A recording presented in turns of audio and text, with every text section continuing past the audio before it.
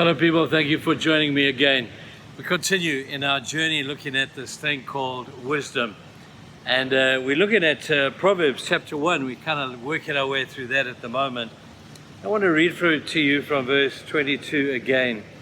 How long will you simple ones love your simple ways? How long will mockers delight in mockery and fools hate knowledge? If you had responded to my rebuke, I would have poured out my heart to you and made my thoughts known to you.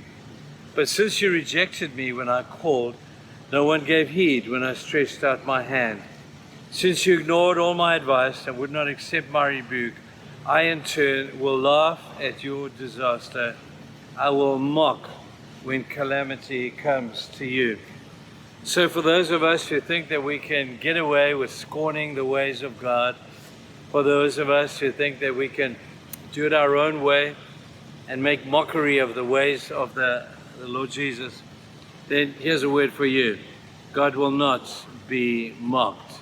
His ways are always the best ways. You do know that, hey? And if you follow his ways, as hard as sometimes they may be, and as mysterious as they may be as well, God's ways will always prove to be right.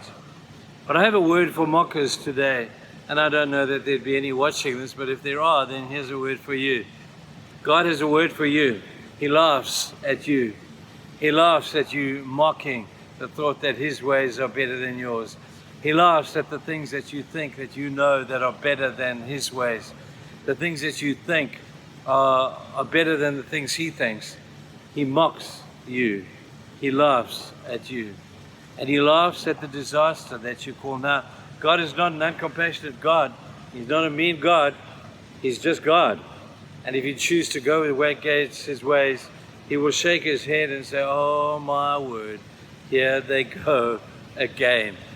Now, when those who mock God do that, they're skating on thin ice, as it were. I want to suggest to you Psalm chapter 2. Psalm 2 has a great word for you. And it's a great picture of what took place in the dream or the vision of the psalmist. And it's almost like there's a courtroom and God is on trial.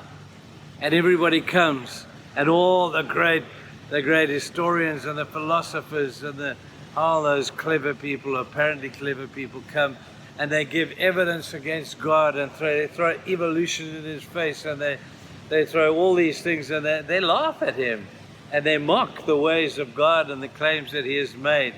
And then I'm intrigued with what God does at the end, because it would appear in my wild imagination that things go a little bit wild as they have presented their evidence, that it sounds so convincing that God is not there, and God is not, if he is there, he doesn't know what he's doing, and they will mock the ways of God. And then it says this, I in turn will laugh at you. I will laugh at your disaster. And I have this picture of the courtroom of heaven and the thunder of God's laugh as he laughs at the wisdom of man, as he laughs at the things that that he's had to endure as he's listened to all the supposed clever men of the prevailing wisdom of the day speak that thing and present their cases against God. And God just laughs. Notice he doesn't argue with them. He just laughs. And I think that the walls of the courtroom would have shaken and the roof would have come down as God's thundering laughter would have come out of the realm of heaven to say, who do you think you are that you can question me? I am God. And when we get a picture of that being God, it changes the whole perspective of what we think about his wisdom. Because when we laugh at the wisdom of God, we laugh at God himself. I don't want to do that. That's mockery.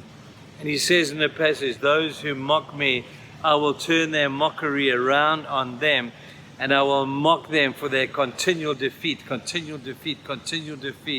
if only they would do it my way. But I have a strange picture here of God weeping on the one hand, saying, why don't they do it my own? I love them. I want the best for them. And the other side of the perfection of the mystery of the nature of God is he laughs at the disdain at the wisdom of men. And there are plenty of biblical passages that would help us in that regard. Well, I hope, people, that you'll never mock God by doing this. I hope that you will live His way and not yours, and that His way will always become the best. It's far better than the highway. Have a great day. Bye-bye.